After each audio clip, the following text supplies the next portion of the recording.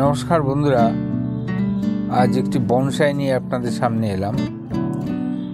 গাছটি খুবই পরিচিত, জেড প্লান্ট। এটা একটি পুরনো বনসাই। তো অনেক দিন এই গাছে হাত পড়িনি। আজকে এটাকে একটু ছাঁটাই বাছাই করব, আর তারপরে আবার আপনাদের সামনে তুলে ধরব। কারণ এই খুবই অনাদরে ছিল এতদিন, সেটাকে একটু সুন্দর রূপদান করার চেষ্টা করব। আর সেই কাজটি হওয়ার পর আবার আপনাদের সামনে গাছটি আনছি। বন্ধুরা, অবশেষে রিপোর্টিংয়ের কাজ শেষ হলো। দেখুন, এই টবে ছিল, প্লাস্টিকের টবে। এটা বেশ বড় টব, অপেক্ষাকৃত ছোট টবে আমি এবার বসিয়েছি। তো ডাল ছেটে দিয়ে নতুন করে বসানো হয়েছে। বসানোর সময়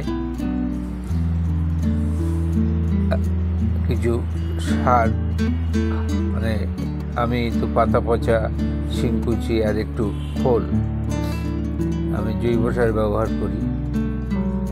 এটা মিক্সড করে দেওয়া হয়েছে। আর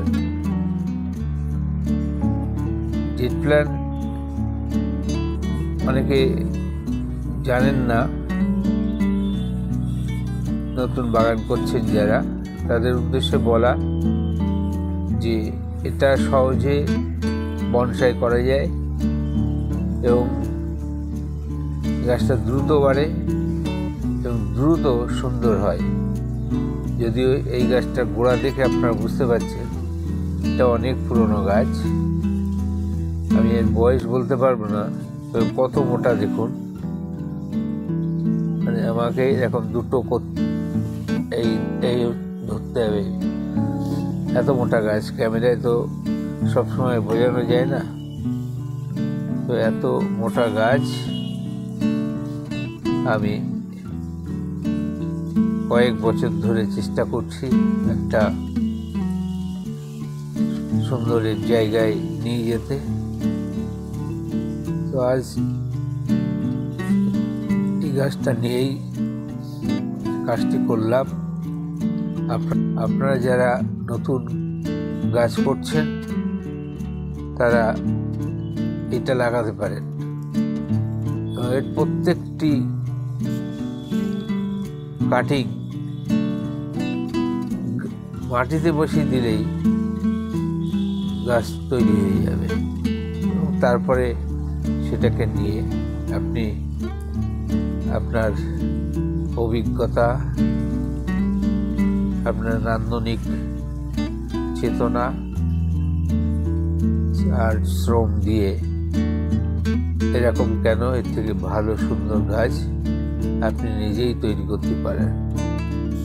তো এই ছিল আজকের ভিডিও। গাছটি খুবই পছন্দের আমার, সেই জন্যই গাছটি আপনাদের সামনে তুলে ধরলাম। আর এ ধরনের গাছ আরও আছে, অর্থাৎ জেড প্ল্যান্ট আরও আছে। ইচ্ছা আছে রিপোর্টিংটা পুরোটাই দেখানোর সেসব গাছের ক্ষেত্রে। তো দেখি কতটা কি করা যায়। আজকের ভিডিও এখানে শেষ করছি।